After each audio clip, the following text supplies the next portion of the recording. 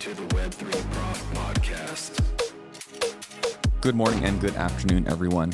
I'm here with David Lin from the David Lin Report. Thanks for being with me here today, David. Hey, thanks, Jared. Thanks for having me. So we're going to dive right into this. So today we're going to talk about kind of the macroeconomic landscape that we're in today, which I think is interesting. Now, I don't know that there's a time where things aren't interesting, but maybe things are more interesting today.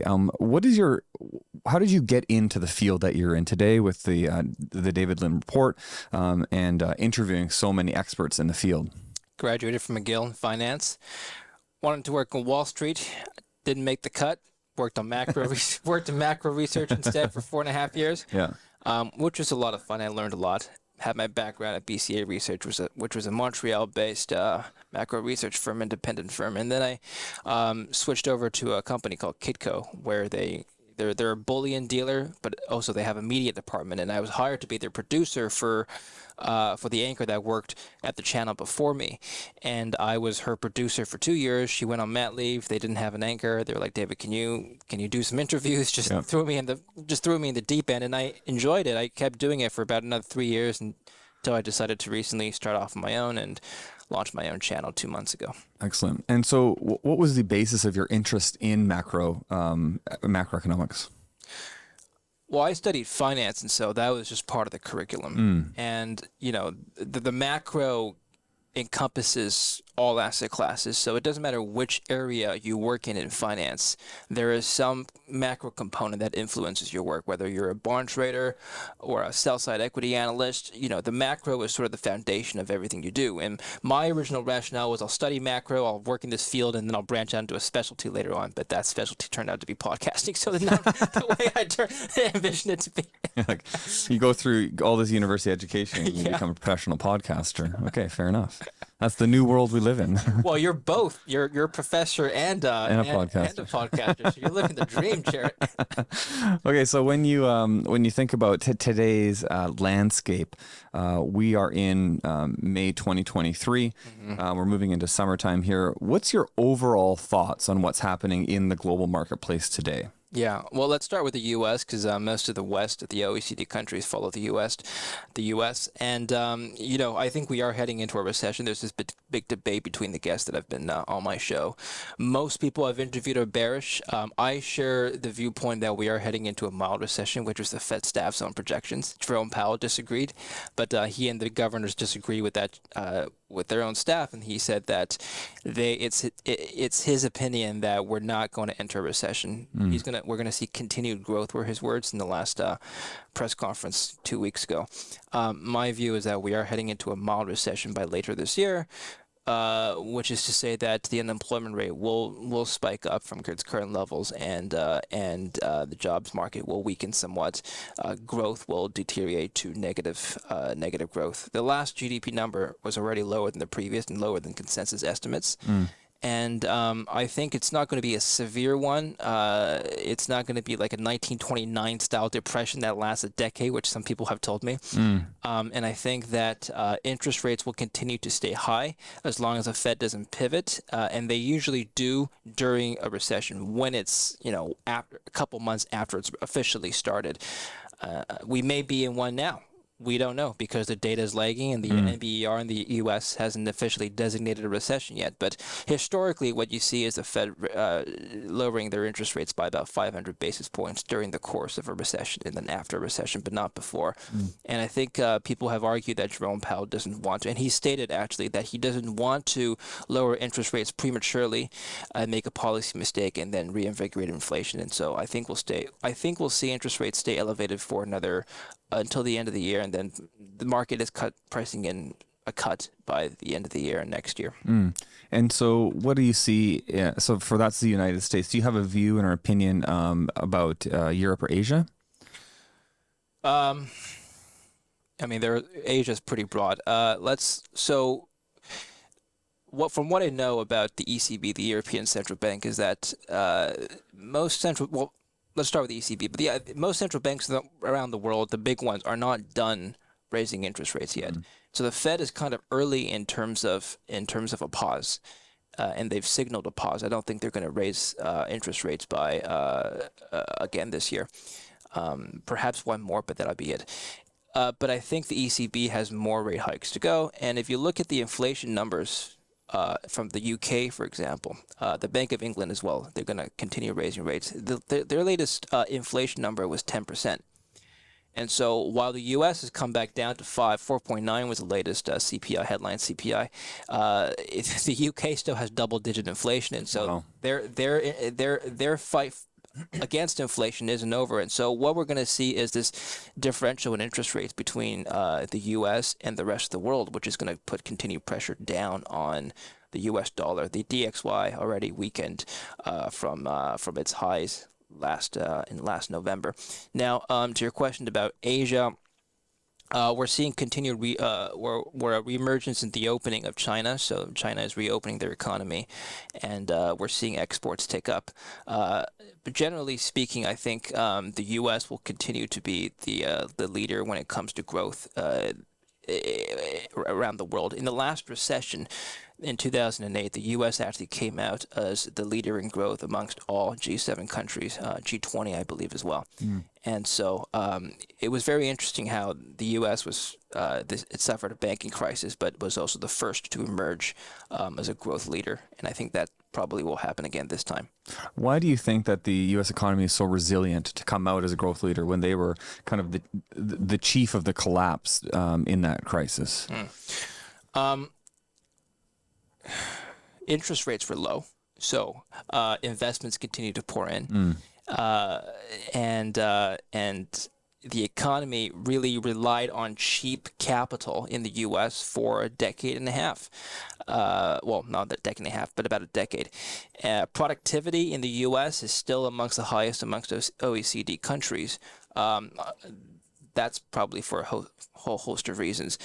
But yeah, primarily I think cheap money was what propelled the markets to at least do well. On the real economy, you saw the labor force participation rate continuing to go up over the last decade. But generally speaking, I would say, in my view, the Federal Reserve has been an engine of growth, whether or not you agree or disagree with their policy, over the last 10 years since the last Great Recession. And I think that's going to come to an end. And I think this is the fastest tightening cycle in recent history, going back to 1981. And some people argue this is the end of ZIRP, zero interest rate policy. And if that's the case, then the era of cheap money is over, and lower growth will be what's in store. It's funny because Charlie Munger, at his last shareholders meeting at Berkshire Hathaway shareholders meeting 2 weekends ago, he said that if you're a value investor, expect to make less. To which Warren Buffett said, "Yeah, you've been saying that since we've met, though." So, but I think he's echoing a lot of the sentiment of long-term value investors, which is that growth will be lower, or at least harder to get over the next decade or so Than it has been over the past. Yeah, because of a lot of reasons, primarily because the end of zero interest rates is here. And when you say the end of zero interest rates, are you and others referring to the fact that, like, forever it's the end? No, well, so personally, I don't think it's going to be the end forever. I think, so there's two camps. There's one camp that says that it's not going to be the end, which is that historically, as I've said before, the Federal Reserve has lowered interest rates by 500 basis points during a recession. And so if history repeats itself, we're looking at a return to zero in this cycle. Now, some argue that's a bit too, and zero interest rates are not normal to begin with. So you have this abnormal monetary policy for the last 10 years, which some would argue has created the banking crisis that we're in today. Because it is just not normal. The treasuries that the banks held in the long end of the curve spiked up faster than anticipated, and so that's what caused a lot of the bank runs. But I think that interest rates won't fall all the way back down to zero. I think they will probably hover around probably 3 to 5%, 3 to 4% range for a while, which historically has been normal. Historically, rates were around the 5 to 6% range. So if interest rates will come down, the Fed will cut, but I think zero might be a bit aggressive. So, yeah. What are your thoughts on when you refer to a banking crisis? Do we see more financial institutions in the United States collapsing, like we saw a couple months ago? Yeah, I think the regional banking crisis isn't over yet. The regional banking stocks have been hit very hard, even compared to the rest of the S&P and the rest of the banking sector. Large banks have fallen less than the regional banks in market value. And I think more consolidation is going to happen. Collapses where we have a complete wipeout of equity. I think what's going to happen is what some of my guests told me: either forced marriages or consolidations or seizure from the FDIC. But over the long term, and this is the point that I've brought up to one of my guests, over the longer term, you'll notice that 40 years ago there were close to 18,000 banks in the U.S. I'm not talking about branches; they're like individual corporations. Wow. Now that number is about 4,000, which is still higher than most other countries. I mean, if you look at the larger countries in the G7, it's about 300 or 400 banks, and so the U.S. is still has a lot more banks than their closest peers. But that number has been coming down. The trend is consolidation. I wouldn't say we're heading towards nationalization, but it has been consolidating, and it unfortunately took this crisis to expedite the consolidation. You'll have to remember that also the bank failures that we've seen: Silicon Valley Bank, First Republic, which was bought out by J.P. Morgan. First Republic, Silicon Valley Bank was primarily VCs in the tech space. Mm-hmm. First Republic Bank was wealthy depositors. And so what I've seen in the comments in my own videos is it doesn't really affect me personally, because these banking collapses haven't really impacted the everyday person as much as the last great financial crisis did, when we saw the residential housing collapse, and that wiped out equity for everybody, not just the wealthy people and the tech people. Yeah. So you see these regional banks continuing to struggle. When as I said before we started the interview, you kind of have an interesting perspective because you've got this broad landscape of people that you're interviewing all the time. What is the general consensus that you hear from people you interview, the experts around the world, about crypto, about Bitcoin? What is the feeling? Obviously, Charlie Munger, as you mentioned, he's got his opinions about it. But what are the people that you talk to think? Okay. Well, the crypto people, obviously, no, but it's interesting because even the people working in DeFi and crypto, nobody has told me that the crypto winter is officially done. Mm-hmm. They've told me that perhaps spring is here, and that perhaps we'll get a consolidation around I think Bitcoin's around $29,000 US, something like that today. Consolidation around this level, perhaps moving up to $40,000 by the end of the year, but no one has given me a super bullish projection, at least to me, that Bitcoin is going to 100,000. Standard Chartered Bank recently came out with a report, and they believe that Bitcoin is going to $100,000 by the end of 2024, not the end of this year, but by the end of 2024. So the general sentiment, I would say, even amongst mainstream banks, is that the bottom is almost here, but we're not quite ready for a huge rally yet. And are the economists and the financial experts believing that that crypto is here to stay and that it's going to add real value to society? Or do you often hear things like it's scammy, it's a Ponzi scheme, that type of sentiment? Yeah, well, we have to differentiate between, I think, the bigger cryptos, sure, Bitcoin, Ethereum, and a bunch. And the reality is, a lot of altcoins are definitionally scams. Sure. So we can't generalize and say all cryptos are scams because somebody got rug pulled by Squid Game coin or something. Right. But Bitcoin. Let's talk about Bitcoin first. What we've seen with the Bitcoin ordinals, which launched a couple months ago, was really interesting because for the first time we're seeing a lot of developer activity move onto Bitcoin, whereas the NFTs and the inscriptions marketplace happened a lot on other altcoins, especially on Ethereum. Ethereum was huge for NFTs. Mm-hmm. We're starting to see that with the ordinals moving back into Bitcoin. And so now people are saying Bitcoin finally has a use case besides speculation and investments. And I think the Taproot upgrade from last year has made this possible. People have told me because, and now we're, back when it first launched, people were telling me this upgrade is going to have a significant impact on developer activity, and I think we're starting to see that now. Transaction costs spiked to a 2021, the highest it's been since 2021. Mm-hmm. Transaction fees per Bitcoin.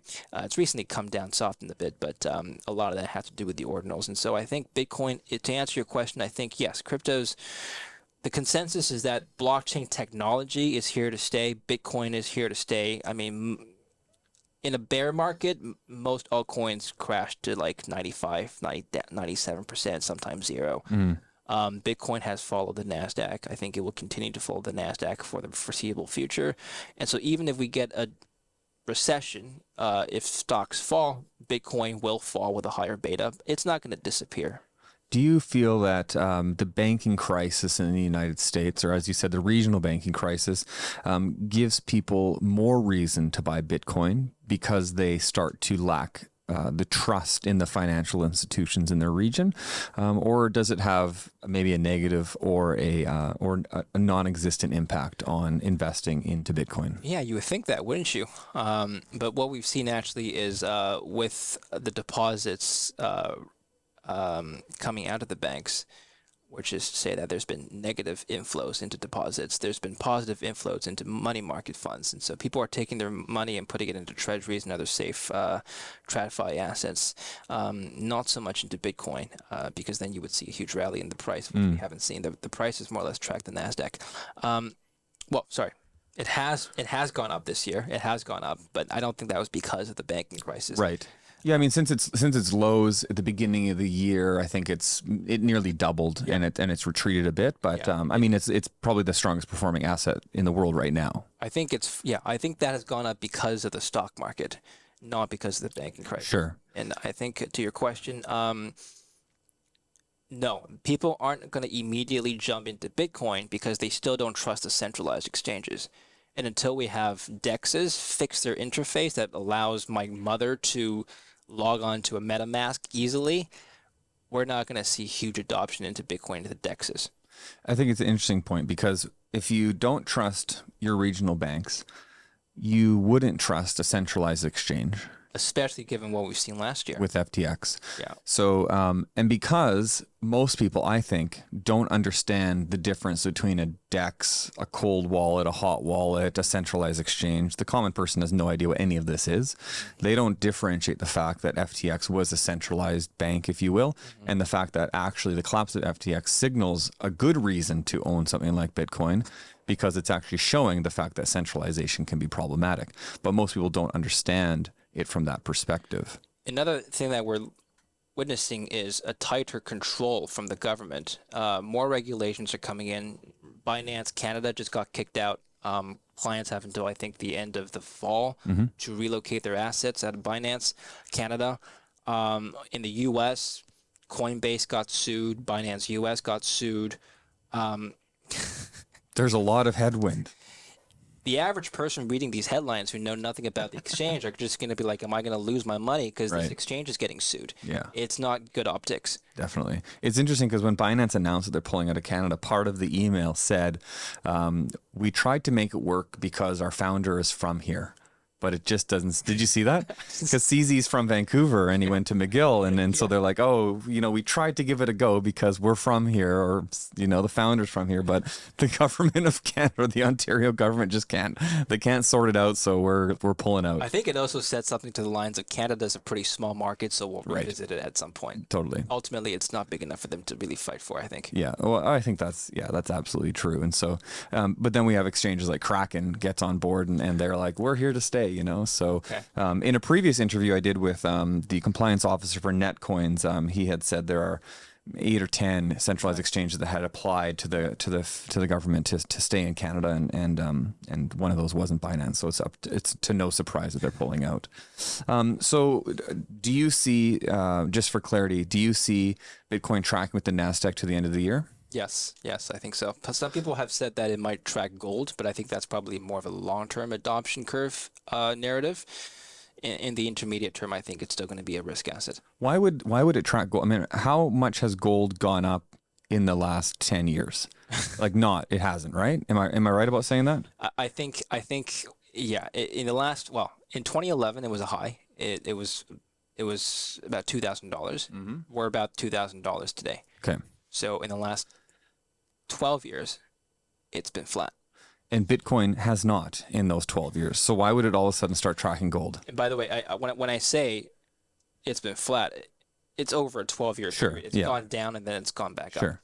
why would Bitcoin all of a sudden start tracking gold? Well, you're right, it hasn't. Naturally, if you look at it from a historical performance ratio, the Sharpe ratio, historical performance perspective, Bitcoin Sharpe ratio is the highest of any asset class that I've looked at.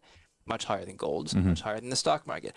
Why would it start tracking gold? The narrative is that it's going to start looking more like a safe haven asset and less like a risk asset. Right. And so I guess the default risk off asset would be gold. People use that as a benchmark, and so they think, well, Bitcoin's going to start trading like gold. Yeah, I don't think that's going to happen anytime soon. And I think what they mean is perhaps the Bitcoin volatility is going to decline as it matures. But in the sense that it follows gold exactly, yeah, I don't see it doing that anytime soon. Will you tell us if you're buying Bitcoin or selling Bitcoin these days? I am not buying currently. I bought a bunch in 2021 when everything was going up, and I didn't want to FOMO out, and then I sold everything in March. Not because of this year? Yeah, last year. Last year. 2022 in March, just out of happenstance, because I needed the cash. I didn't have this foresight that it was going to continue crashing. Right. I am, like everybody else, kind of waiting for a bottom, but I think that a recession is going to come later this year, which is going to drag down the stock markets. And because I think that's going to be correlated with Bitcoin, I think Bitcoin's downside is not, we're going to see a bit more downside. So I'm kind of just waiting for the trough in the economy. So you think like $20,000 Bitcoin, something like that? Or lower? Yeah. We want the David Lin prediction live on air. It's funny because okay, so I'll give you my prediction. In 2017, I tracked the Bitcoin price to the Fibonacci sequence. I just playing around with numbers. If you plot this Fibonacci sequence out on an Excel spreadsheet, it's a straight line. If you plug it in log scale, it's a straight line. And then what you see is Bitcoin kind of oscillate around this straight line. So what I've noticed is that, okay, well, it was at a high, it was above the straight line if you take the Fibonacci sequence to mean, and then the cycle should continue downward. So I predicted that Bitcoin in the next cycle, which was the last one we had, would top at around $56,000, $57,000 was my prediction. I wrote an article about this, and it would go down to $17,000. So it went up to about 69 and went down to exactly about 17,000. Yeah. I think that the downside we've got about 20% more on the S&P 500 from current levels, and I think if you apply a beta of 1.5%, that's maybe about 40% more downside for the Bitcoin price. Okay. So that we're looking at about $29,000, $13,000 on the downside before we bottom, and then it takes off again. Okay, that's great. That's a great spot for us to end this conversation. It's been I didn't mean to give you FUD. Yeah, here we are. Everyone's depressed now. Like, oh, great, 12,000. Well, hey, there's a buying opportunity coming potentially, It's right? already up 50,000. Oh, sorry, 50%. Right. Exactly. So, I mean, that's not. Yeah. It's not a huge move. Okay, I love it. Thanks so much, David. I really appreciate your time. Thank you for having me.